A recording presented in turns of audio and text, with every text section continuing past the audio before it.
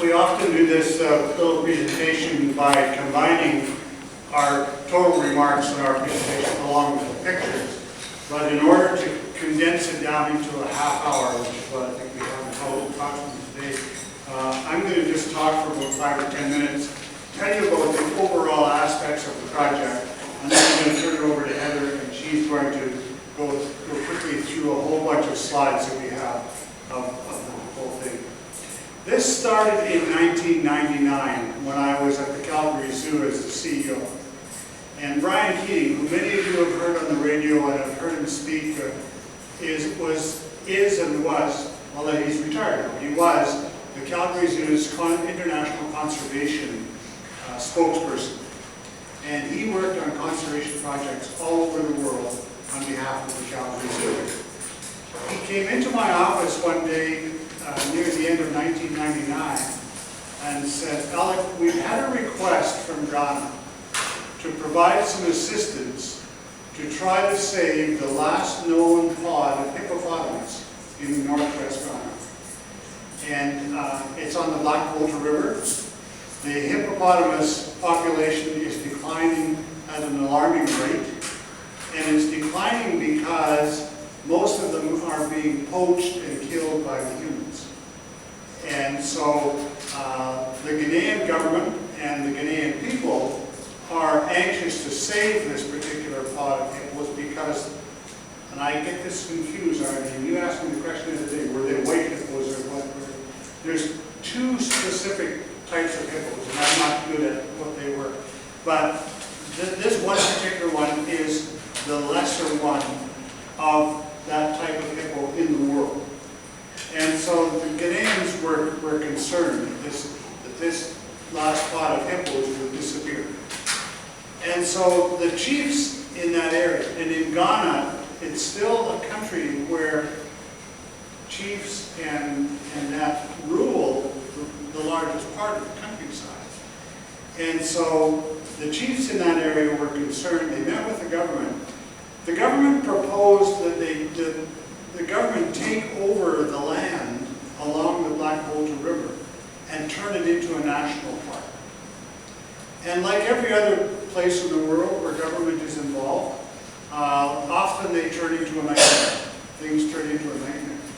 And the chiefs were acute enough to recognize that and say, no, we're not prepared to give up our land for that to occur.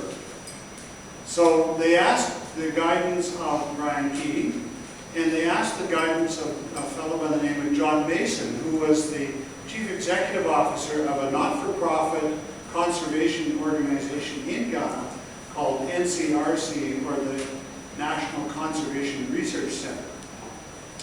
And they asked them if they would assist the chiefs in putting together some type of a proposal or some type of program that they could deal with the hippos.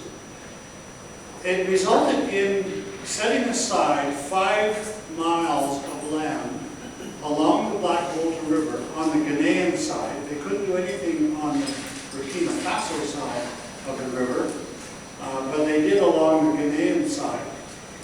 And it was 5 miles wide and 40 miles long. So they preserved that strip of land all along the Black Volta River. And the chiefs said, if they turned it over to the community, and if they created a community viable operation, etc., that they would gladly donate the land. So they created the Wechiau Hippo Sanctuary. And John Mason was on the board of the sanctuary. Brian Keating was the Canadian representative, and in the Calgary Zoo, I committed the Calgary Zoo to kickstart the organization by making 2 $5,000 contributions, one year and one next, to get it started. And $5,000 doesn't sound like much to us here in Canada. $5,000 in Ghana, in northwest Ghana, is a lot of money. And so we kickstarted it by putting in $10,000 over a 2-year period. And then we began the process of developing it. And I was coaching Brian. Brian was representing us in Ghana and working working with John Mason, so we established a board of directors for the sanctuary. It was made up of the 3 local chiefs in the area, plus some community people in the area as well. A couple of key business leaders out of Accra right in Ghana. And from there, we had them develop a business plan as to how they were going to move it forward. And our motto from the very beginning was that if we were going to be successful, there had to be some economic value for the people, if in fact we were expecting them to leave the Hippos alone. And so it resulted in, the first need was to move the people back from the river, because we now created this 5-mile zone. And so they were living right on the riverbanks. The Hippos were coming out to pasture at night, in the mornings, whatever, and they would clash with the people, and then obviously there was a clash between them and the people, and so they would get killed. So we first began by moving every village in that 40-mile-long stretch back 2 kilometers from the river to give the Hippos room to move in and out. And then from there, we began the process of saying, wow, now what do we do?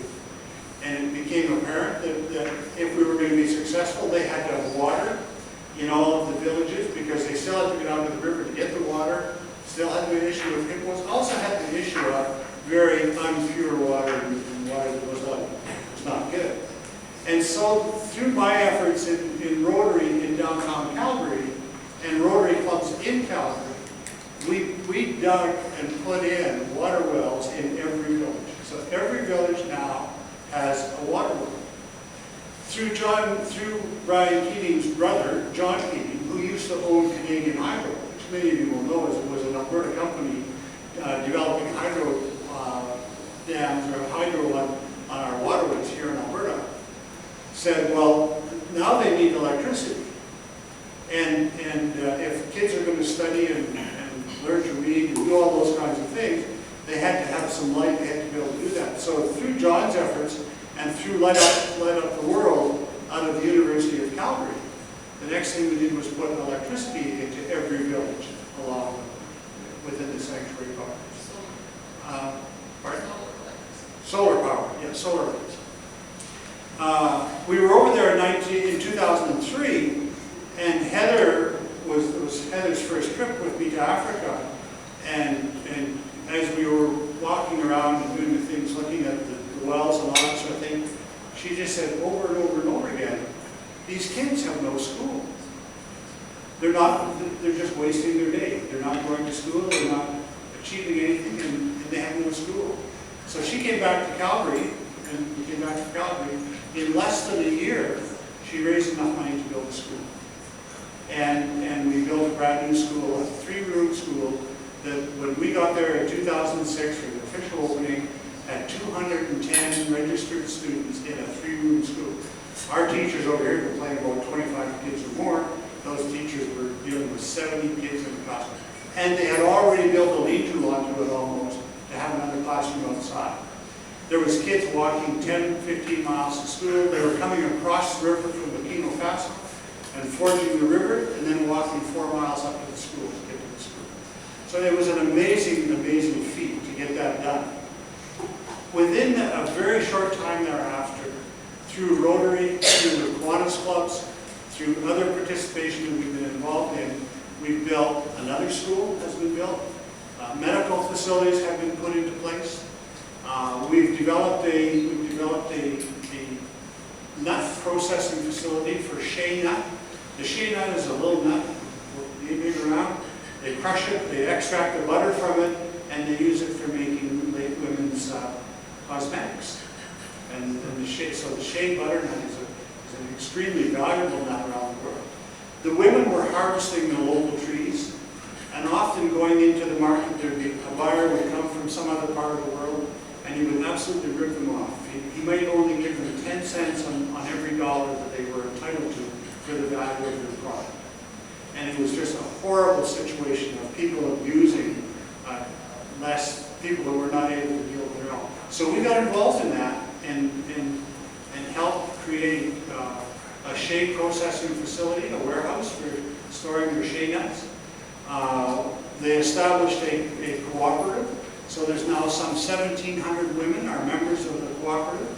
They're planting more shea butter trees, they're shea nut trees, they're harvesting more, and they're in the process today, as we speak, of developing a crushing facility and a processing facility to do the processing right in Wechiau. They are teamed up with an international firm for marketing the product that is one of the green world traders. In other words, trading with reliability and honesty and integrity and assisting countries to do that. So the whole economic area of the region is moving forward, and moving forward at a reasonably good pace. I make no bones about it. We're here today to ask your club to participate with us in what we consider is the most critical next step, and that is to rebuild the tourist lodge that's on the sanctuary. It sleeps about 16 people, 16 rooms. It's a mud hut. And while Heather and I had a great time going over there and sleeping in the mud hut, and we had snakes and insects and stuff running around in the roof and so on, we didn't think that was so bad.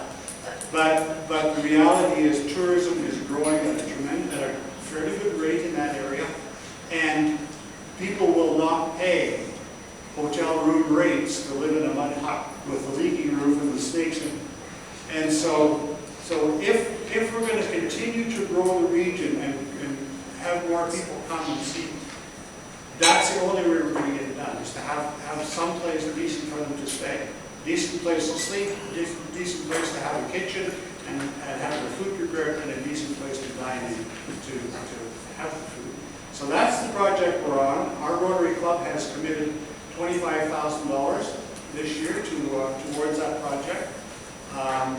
I have asked and got approval from the Calgary Zoo to put in an additional $10,000. Unfortunately, the flood has occurred since then, so I'm not exactly sure where that sits today. The zoo might not even have a nickel left, I don't know. But we'll see where we can do that. We will continue to solicit other people to help support us, but in total we need to raise somewhere in the vicinity of $100,000 to $125,000 US to build a lodge, a kitchen, and a dining room. It's a little tough for us to do in Rocky Mountain House, but those things can be achieved in Ghana. And so that is our next mission.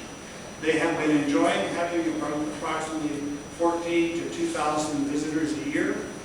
Because of the growth in that area and because of this particular project, the government has improved the roads.